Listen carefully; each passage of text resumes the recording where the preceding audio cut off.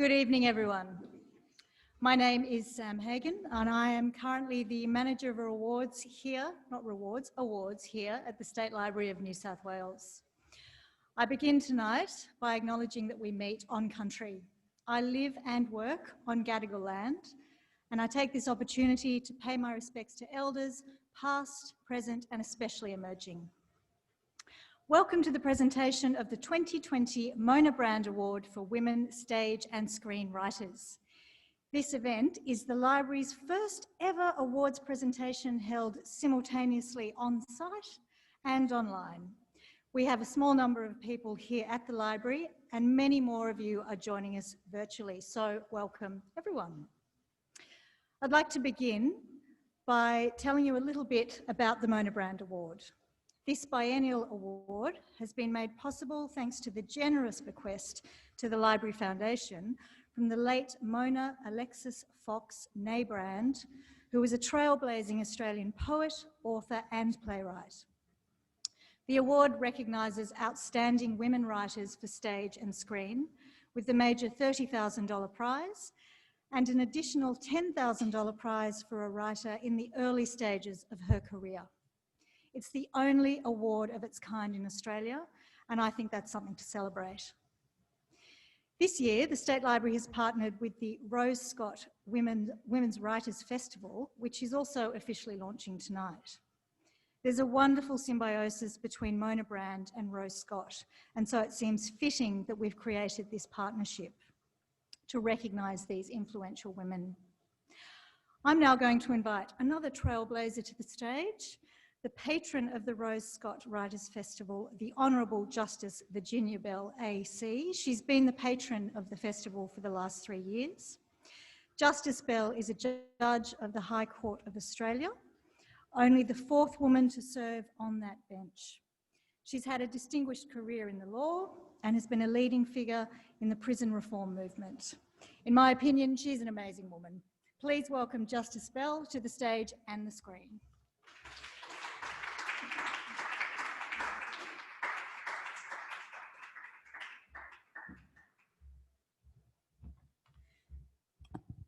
Thank you very much, Sam. Well, you've been welcomed to the Mona Brand Awards, so let me now welcome you all to the 2020 Rose Scott Women Writers Festival, of which I'm honoured to be the patron. This is the first, and some of us rather hope the last, festival that will be conducted on the Zoom platform. I wouldn't wish to appear Trumpian in my lack of enthusiasm for necessary restrictions imposed by COVID-19, which have, of course, introduced us all to the Zoom experience. And I should say I'm absolutely confident that tonight's conversation with the Mona Brand Award winners is going to go very well, and all tomorrow's sessions at the Writers' Festival are going to go very well.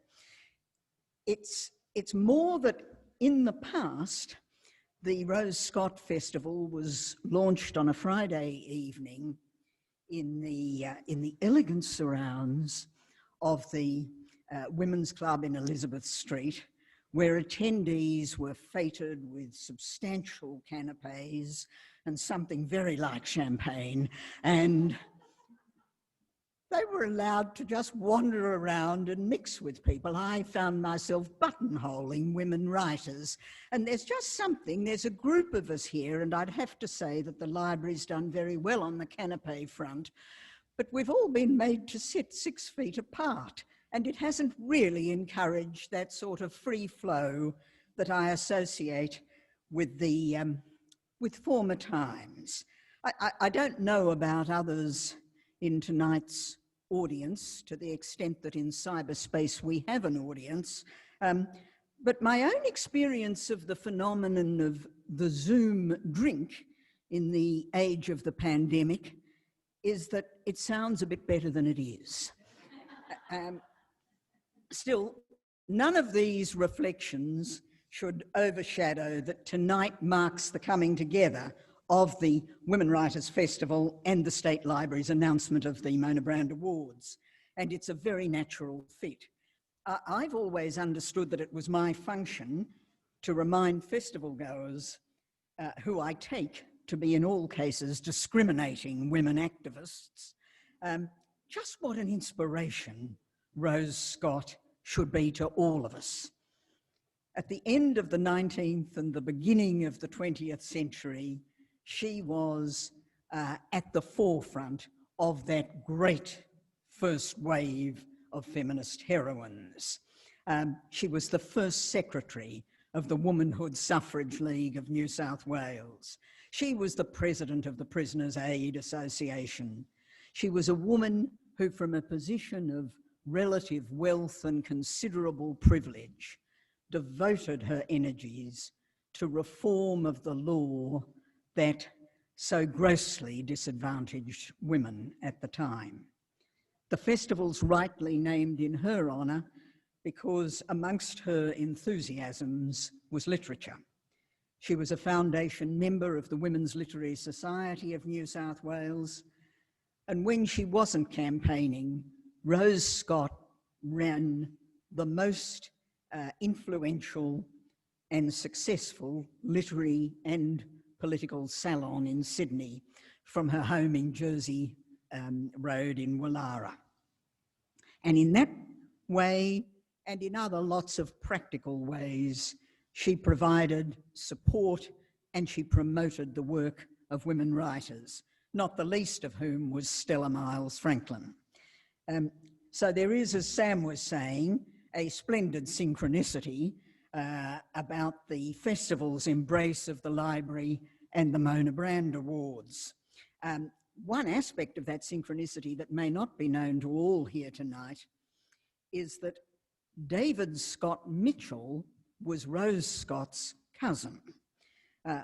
Popular account had it that he withdrew into the life of being a reclusive bibliophile after Rose Scott turned him down, he being helplessly in love with her. If true, one suspects it was never going to end well. Rose held firm views on almost every subject, and I find it very hard to think that consanguinity and its difficulties wouldn't have figured among them.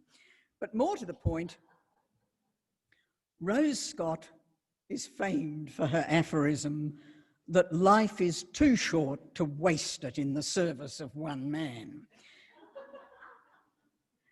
Mona Brand was a beneficiary, as we are, of the achievements of Rose Scott's generation.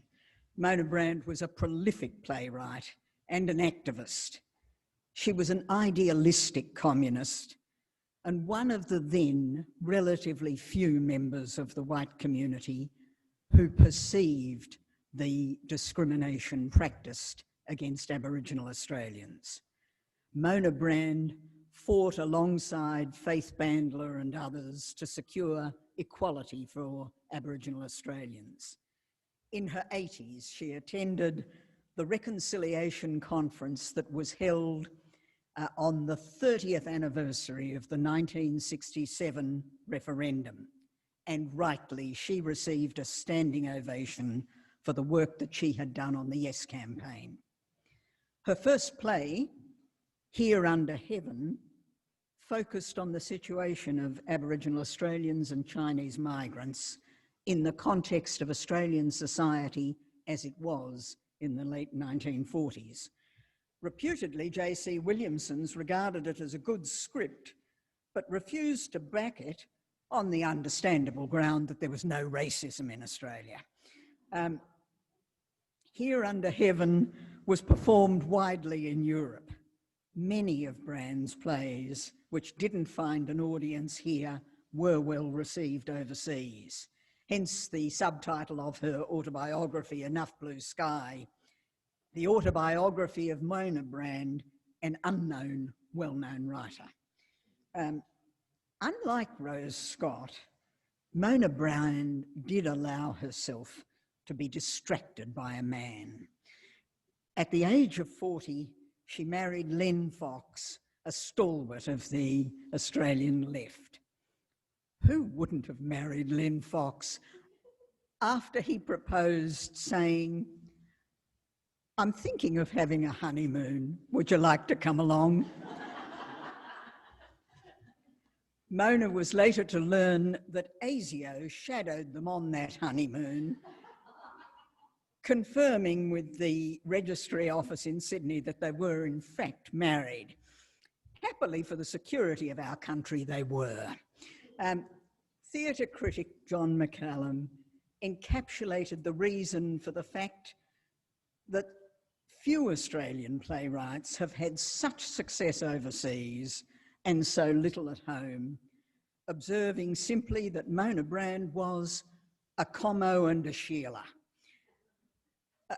A Como and a Sheila whose generous bequest to the State Libraries Foundation provides tangible support and encouragement to women playwrights and screenwriters, encouragement that Australia didn't give Mona Brand in her lifetime.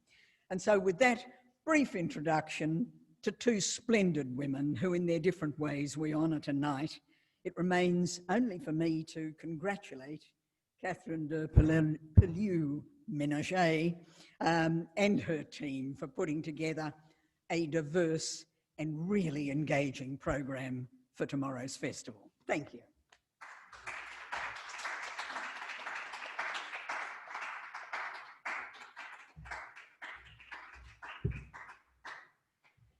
Thank you so much, Virginia. I learnt things there that I didn't know, which is brilliant. It's always a good way to start the evening. It's up to me now to invite Susan Hunt, Director of the Library Foundation, to present this year's awards.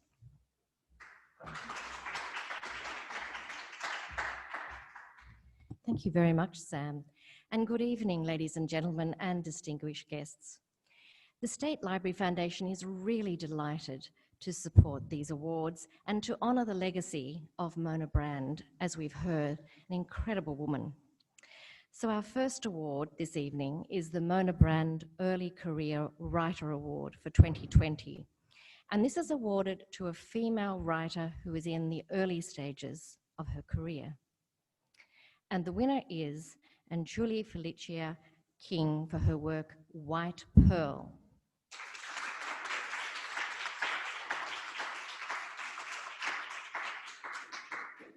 The judges described her work as marking the arrival of a bold voice, engaged in contemporary themes in a transnational context.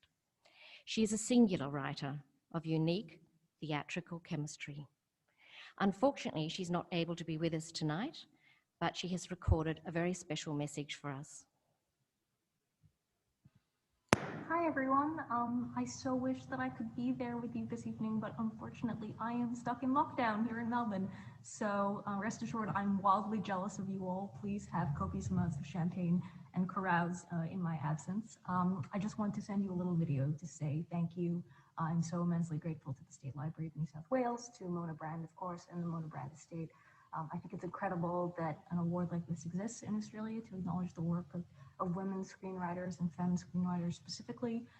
Part of what drew me to being a writer accidentally was trying to write roles specifically for women of color and Asian women, because I felt like they weren't getting the depth and complexity in the roles that were being written for them and weren't getting to show up their talent. And so it means a lot to me to be recognized in this way specifically. And I also just want to say, like, in this time of such immense uncertainty and tumult and chaos, particularly in being a writer in the arts, having your work recognized and you know, appreciated in this way, it means a lot and is really heartening and keeps you sort of reassured that there will be a world after COVID for this kind of work. So thank you so much, and yeah, have a wonderful night for me. Bye. What a wonderful acceptance speech, albeit virtual. Now we will present the winner of the 2020 Mona Brand Award. This award is for a woman who has produced a body of outstanding work which has been widely performed or screened to critical acclaim. This year, the winner is Kate Mulvaney, OAM.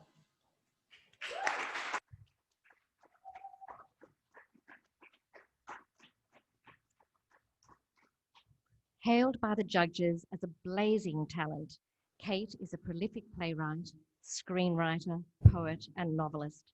Senior judges said Kate Mulvaney's writing is bright-eyed, candid, and generous. She has produced a huge body of work that is feminist, activist, and very entertaining. She is a playwright, an adapter, and a television screen writer, and she is speaking to a broad swathe of audiences both in Australia and internationally about issues of our time. So please welcome Kate to the stage.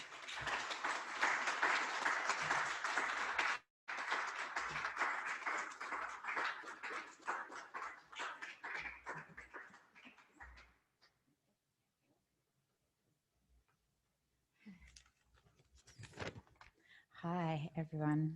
Good evening, wonderful humans and gentle folk, both here in the Dixon Room and out there in Cyberland.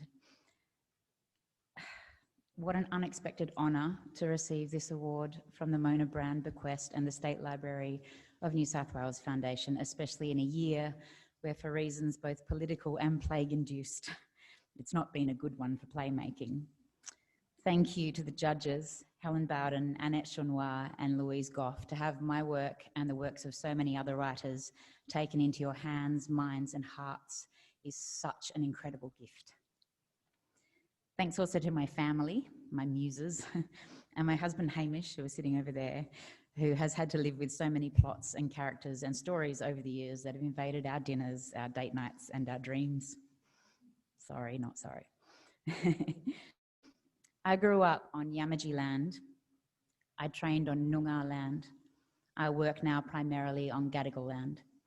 I am a newcomer to an ancient legacy of culture and community in this country. The body of work that I have been lucky enough to create in my time on these lands is just a tiny stitch in the brilliantly elaborate fabric of our country. And I'm so proud to be just one of the threads that helps create a picture of our ongoing national stories, legacies, and identities.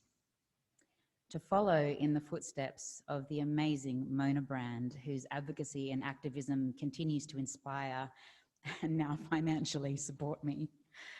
To grow up devouring the works of Sally Morgan and Ruth Park, who gave voice to those who were constantly being told that they had to remain silent. To be educated by Elizabeth Joly, who broke the mould of Australian Gothic and told me to always remain malevolent, Mulvaney. To have my first live theatre experiences be written by the likes of Leah Purcell, Deborah Oswald, Patricia Cornelius, women who put women front and centre in the spotlight, secrets, smiles, scars and all. And to work now in an industry alongside writers such as the incredible and surely Felicia King, a masterful weaver of vitally bold and brilliant new work, is without doubt the greatest gift I have had as a writer. To just be a part of that community. Women who were and are brave enough to bust through prohibitive systems, to tell their stories, honour their legacies, challenge the now, and shift the future. Their writing made me realise that a young West Australian country girl with a spinal disability, dioxin in her blood, and a love of fairy tales, was allowed to have a voice too. Those women paved a magnificent pathway for myself and countless others. And as I meander, awestruck, down that path they created, I am very aware that I can't just walk along it. I have to assist in building it for all of the writers that follow. And so a proportion of this prize will be donated to those emerging artist programs and theatre companies that are finding things particularly tough at the moment, but who work so hard to put new voices, bodies and ideas on the stage and invite them into their audiences. Without the likes of them, I wouldn't be standing here receiving this prize 25 years after I wrote my first play, Father O'Friendly and His Nasty Plan. It was good.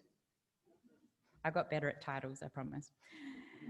Thank you to the Mona Brand Award, the State Library of New South Wales and the Rose Scott Women's Writers Festival and all here tonight for honouring, encouraging and celebrating femme stories. Huge congratulations to Angeli Felicia King for her award and to all those writers who are nominated and who make up our ever-evolving playwriting landscape. I'm so thrilled to receive this honour. Have a beautiful night. Take care.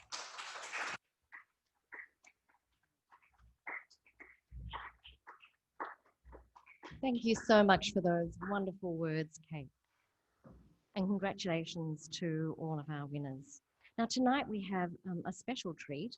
We are going to hear from our winner, Kate Mulvaney, who will join with Bree Lee for a discussion.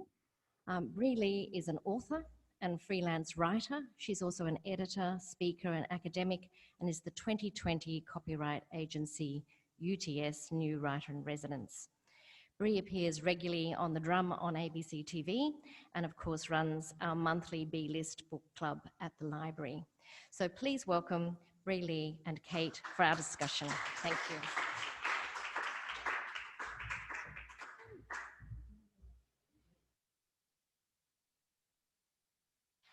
On now. Is it on now? Wonderful. Congratulations. Thanks, Bree. Not just for this, but you have your pin as of 2 days. I do. I got a special pin from the Queen and the Governor. I get to chat to you tonight. I would just like to first also acknowledge that we are on what always was and always will be Aboriginal land. To me, that means that sovereignty was never ceded and there has never been a treaty, and that I support the Uluru Statement from the Heart. So this is certainly not even close to the first big award that you've won, but what makes the Mona Brand particularly special is that it's an award that's named after an incredible woman, which means it considers legacy, and it's about a body of work. It's not like some of the other awards you've won that are for a particular play or even for a particular performance. And so I was wondering if you could speak to, I suppose, what legacy means to you and what you hope that you have been able to create in terms of a legacy in your body of work so far. Yeah, thank you. That's a lovely question. It is unusual. When I was told it was for my body of work, I kind of went, I don't have one yet, do I? But then you look back and kind of go through the hard drives and you think, oh no, that all the way back to that first play, or the first time I ever even picked up a pen to change the endings of my little golden books I was writing. That's included in my body of work, by the way. So I think for someone like me, I'm not able to have children. So for me, my plays are a legacy of that. They are the legacy I leave behind. They really are, to me, what if I did have children, what I'd want them to grow up to be and what I'd want them to say and how I'd want them to walk in the world. And so they're very important to me. I think that's why I put so much time and effort into making them presentable before I send them out into the world. The same that we would with a kid that we're sending off to school, I imagine. But I'm very proud of not just the works that I have done, but also the people that surround those works. As a playwright, it's a very isolated experience, of course, but then you hand it over to a team of arts workers. And that can be from the people building the sets all the way to the stage managers and the performers and the directors and the sound designers and finally the audiences. And it's just such a beautiful collective and inclusive legacy to be a part of. You've been creating, as you mentioned, for 25 years now, nowhere near close to the end though. And I was wondering if there are any, not necessarily gaps in that legacy, but things that you're excited to go into in the future. My favourite thing at the moment that I'm trying to find even more time to do is mentoring and being a dramaturg to emerging playwrights. Particularly playwrights that come from areas like I did. I come from country WA, so if there are writers out there that don't really have access to theatre, to be available to them, and I know that Zoom and the internet can make theatre kind of feel strange in a way. It doesn't feel like we're all in the same room together, but that's actually making it more accessible to people that grew up in towns like me.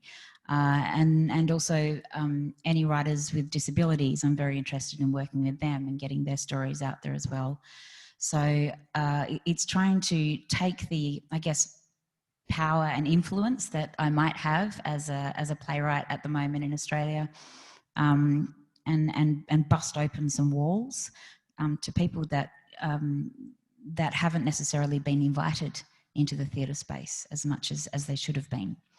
That's what I get most excited about, and to have that as part of the legacy that's left behind is a really important thing for me as well. The other award this evening is for an emerging playwright or screenwriter, and we just heard from Anne Lee. I was wondering, as the person sort of at the other end of the award spectrum, is there anything you wish you knew, or that you would tell yourself if you could go back in time, sort of, to if you were where Anne Lee is now? Get your hand off my bum. That'd be one in the foyer. But more, just keep taking ownership. Often we're made to think that our stories aren't worthy, I think, as women, and I just simply don't agree with that. All of us have at least one story inside us, no matter who we are, and it's really important that we make up that that kind of patchwork quilt of stories, if you will. So I would go back and say, you are worthy, and just keep writing. Just keep writing. Do not listen to people who say there is no place for the arts in this world. Do not listen to that rhetoric that gets thrown about that artists are bludgers in some way, when really we work exceptionally hard to maintain the culture and explore the culture and legacies of our incredibly diverse country. That's a really, really noble and important job. So make sure you do it. Connected to that, and you hinted at something at the beginning of your answer to that question, is I'm interested to hear how you have seen your industry change since you were in that emerging stage of your career. And is there anything in there worthy of either anger or hope? There's always room for anger, as long as that anger doesn't turn billick. I don't think there's room for billick anger. No one wants to have kind of bile spewed at them. There is a way of using your anger with humour, and but you can still land your punch, you know, and I think a lot of my work aims to do that. I think, yeah, that's how I've seen the industry change a little more. I feel like I love going to the theatre and seeing women like Anne Lee and like Nakia get up on stage, like Kylie Farmer over in Western Australia, and tell these incredibly powerful stories that I don't think would have got through the gatekeeper not that long ago, to be perfectly honest. But it is people like Mona Brand and like Rose Scott that have paved that pathway for us, and we just have to keep clearing it for each other and making it as inclusive as possible. It's a lovely, lovely walk through the forest. It can be angry as well. We're allowed to have that, but yeah. How has your community and your industry been dealing with COVID? Oh.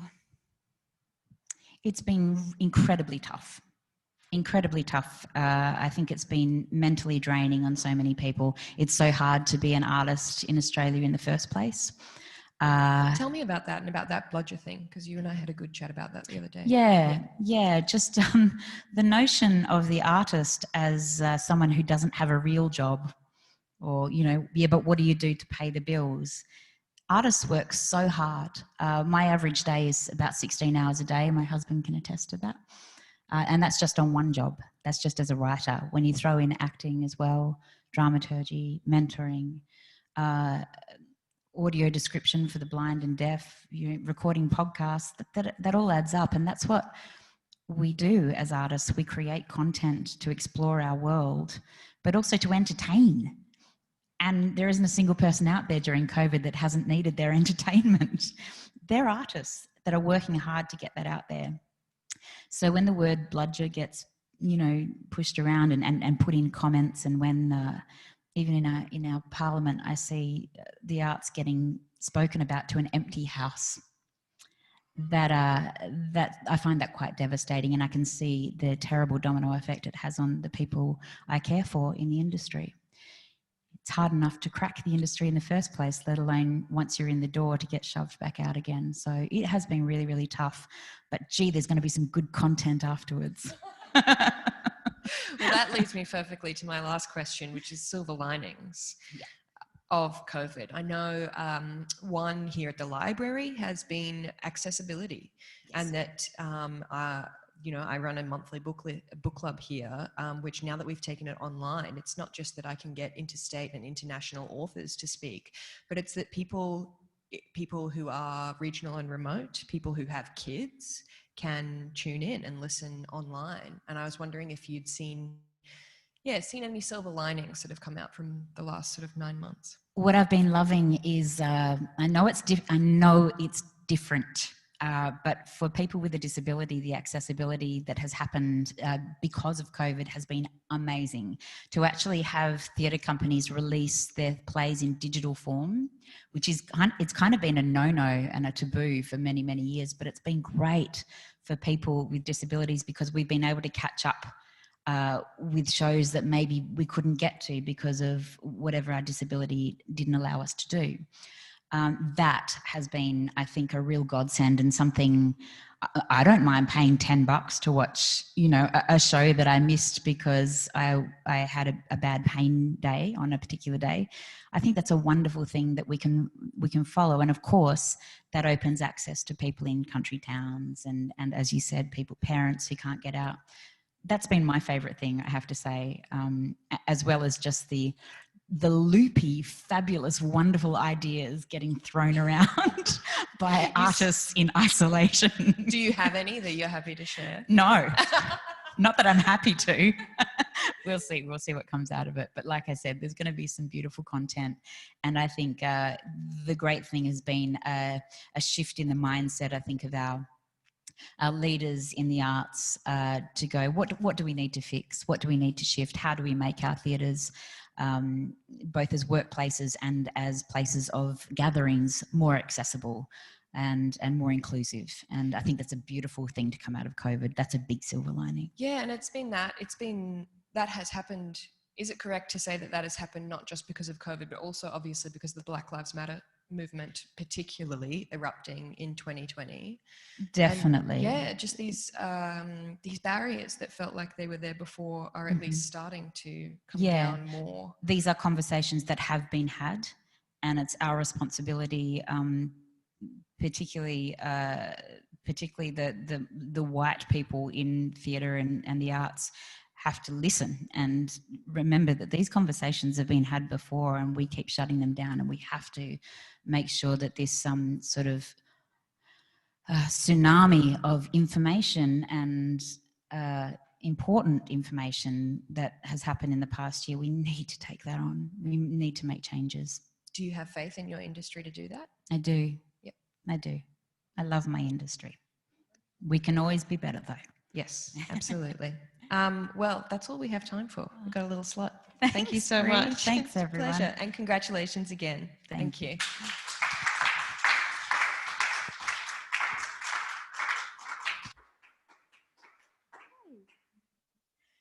Thank you both so much for delving a little deeper into your industry, Kate. Congratulations. That is actually the end of our official proceedings for the evening. Thanks to Justice Bell for joining us.